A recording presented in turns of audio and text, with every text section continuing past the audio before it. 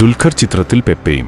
ചെറിയ ഒരു ഇടവേളയ്ക്ക് ശേഷം ദുൽഖർ സൽമാനും RDX സംവിധായകൻ നഹാസ് ഹിദായത്തും ഒന്നിക്കുന്ന പുതിയ ചിത്രമാണ് ഐ ആം ഗെയിം. ചിത്രത്തിലെ താരങ്ങളെ പരിചയപ്പെടുത്തിക്കൊണ്ടുള്ള ആദ്യ പോസ്റ്റർ പുറത്തുവിട്ടിരിക്കുകയാണ് നിർമ്മാതാക്കൾ. ആന്റണി വർഗീസ് ആണ് ആ താരം. ചിത്രത്തിന്റെ അണിയറ പ്രവർത്തകരാണ് പെപ്പയെ ചിത്രത്തിലേക്ക് സ്വാഗതം ചെയ്തുള്ള പോസ്റ്റർ പങ്കുവച്ചത്.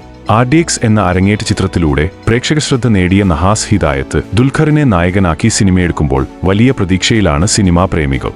മലയാളത്തിൽ ദുൽഖർ ഇതുവരെ ചെയ്തിട്ടില്ലാത്ത തരത്തിലുള്ള സിനിമയായിരിക്കും ഇതെന്നാണ് സൂചന.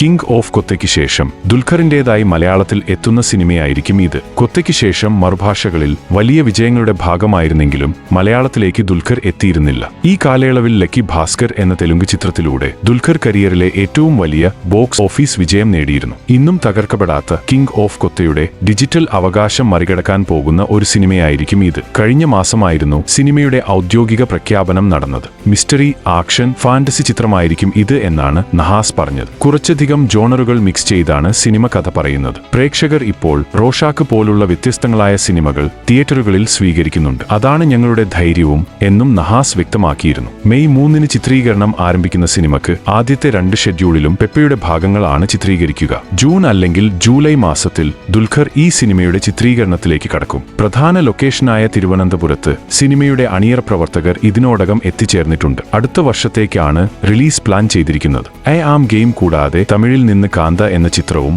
ദുൽഖറിന്റേതായി വരാനുണ്ട്.